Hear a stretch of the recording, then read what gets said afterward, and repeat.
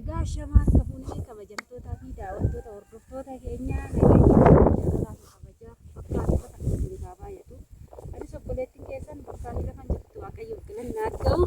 Har'a Oromiyaa keessa deemuun kana nama bashannanaa jiru.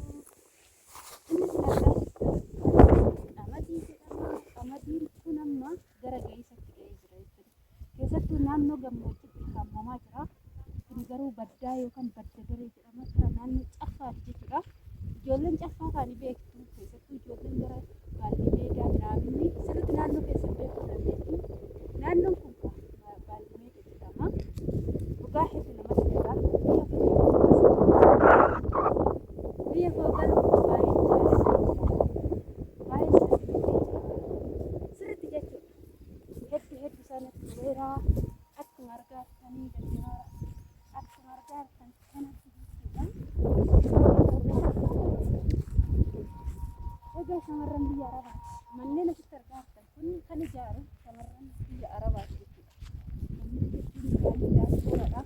Safara daaspooraa jedhama. Shamarri ogeessi shamarri bultiin jechuudha. Maallaqa ofii qabattee qabeenya ofii qabattee nama takkatti kennuu diddee abbaan manaallee kan qabdu yoo ta'e abbaan manaa ishii hojjetaa ta'ee asittis hojjetee walitti dabalanii kan jireenya uummata yoo ta'e itti ergite. Kan inni immoo iyyuu ishiin itti ergitee inni ittiin bashannanee akka barbaade ta'ee uffatee bareedee waan ishiin jettu gochuu didee maallaqa ishii irraa dhaabdee waa'ee jireenya ishii maatii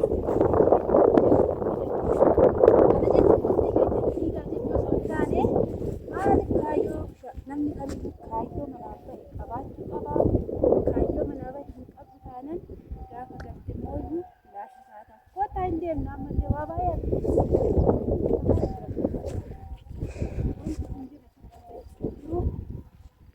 hin jira. Qamadiin jira.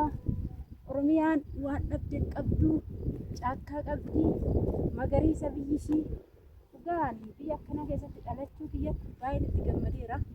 Immoo hojjedhee waan garaa kootii godhadhee galuutis baay'ee gammadeera. Egaa kana fakkaata malee keessanii immoo warroonni walee ati eessaa jettanii namoonni tokko tokko gaafii na gaafachaa jiru. Viidiyoo kiyya keessatti yeroo baay'ee hima jechuudha. Waleen magaalaa Qarsaa Aanaa Muunessaa ganda duwwaa lama keessatti kan isheen argamtu istaayidoomii fuuldura jechuudha. Namoonni istaayidoomii beektan mana walee mana walalaa hojjetan yookaan mana mirate hojjetan abbaa ta'e himaa jechuudha. Innaa kana fakkaata. Oromiyaa keessatti bashannanni jira. Bakka barbaadan biyyoota foofu bashannanaa Oromiyaa viidiyoo waraabbii natti hin tolle viidiyoo waraabuu natti hin tolle jechuudha. Beekaa iddoo babbareedaas deemnee walitti agarsiifnaa marraa nutti fufna siniin jedhaa. Mee gaduma dabarraa kottaa fiigichi illee hin danda'ama jechuudha. Abbaan agar minim nagar jalleen maalan baay'een gammadeera dhugaa. Amma dhaabudha. Gara biraa deemnee raafuu. Egaa akkam argaa jirtan jechuudha. Dhugaa baay'een gammachuun qaba jireenya biyya keessatti. Bashannana jechuudha tire. Shamarran keenya jechuudha dhugaa. Ani wanti itti gammadu keessa maalidha? Mee ilaalaa biyyi keenya xeefii jechuudha. Xeefiinis haala kanaanidha kan ishiin jirtu. Biyyoota Arabaa keessatti iddoo magariisaa arguun baay'ee ulfaata. Biyya keenyatti garuu feetu qamadii, feetu mukkeen, feetu wanni dhabame hin jiru jechuudha. Mannis jechuudha akka Arabaatittis ijaaramuun ni danda'ama jechuudha.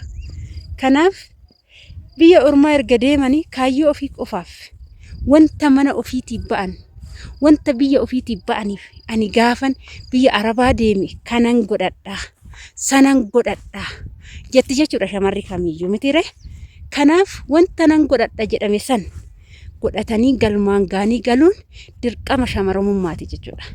Kanaaf akkuma hordoftoota kiyya akkuma argaa jirtan kana kaayyoo manaa bahan saniif kanan godhadhee gala waggaa 5 ol darbitee biyya ormaa aga waggaa 7 waggaa 8 darbinaan biyya Arabaan taa'in wanti fedhe haa galu biyya Arabaan taa'in biyaansi wanta waggaa 8 hojjette keessaa hundi ishii jalaa baddee 200,000 yoo qabaatte uffata shaanxaa tokko uffata shaanxaa 2-3 biteen gala osoo hin taane yaada shaanxaa tokko shaanxaa 2-3 qabadhuuti gara biyya abbaa keetti deebi'e.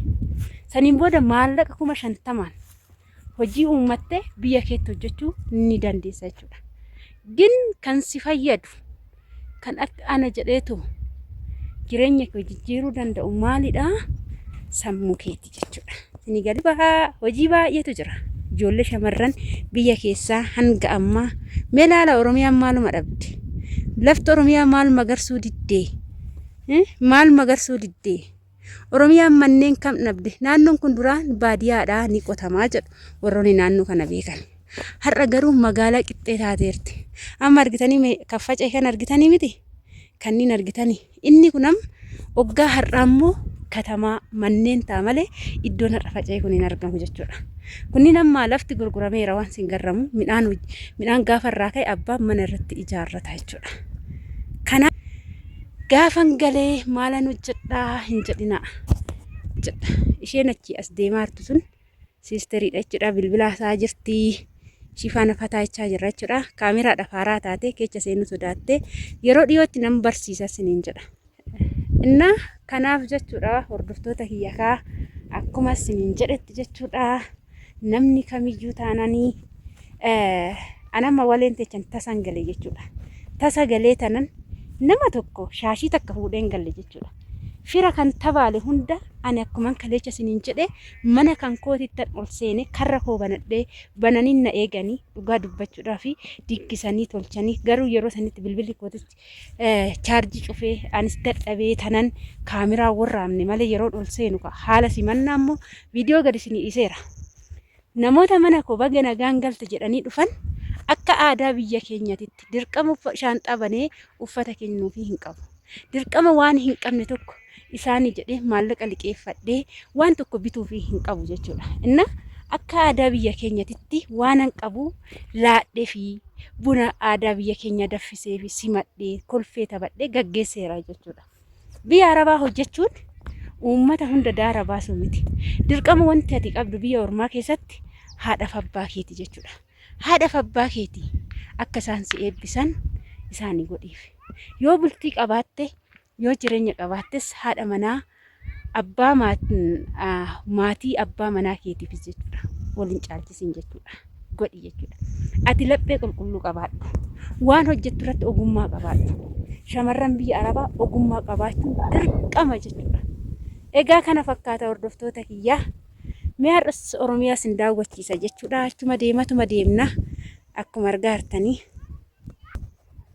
Akkuma argaartan ka turtiin keenya ka wajjin Oromiyaa daawwannu ta'aa jira. Oromiyaa haala gaariidhaan wajjin daawwachaa jirra jechuudha. Oromiyaa biyya abbaa keenya kana fakkaata magaalaa Qarsaa gara duubatiin jechuudha. Kuni gara dudduuba gara Baallimeeda jedhamuuni. Karaan kun karaa kootiyyee miti hiriyyaan qaba jechuudha. Naannoo kanaayi hiriyyaa tiyya bira dhufee tanani jechuudha. Gizee dhufnu jarjaraan dhufne viidiyoo hojjechuu natti hin tolle. Ergan ishii biraa ba'ee gara mana kootti galuudha viidiyoon kun kan waraabaa jiru. Viidiyoo kana wajjumaan ilaalla jechuudha hanga xumura. Isin immoo laayik sheer gochuudhaan nu jabeessaa.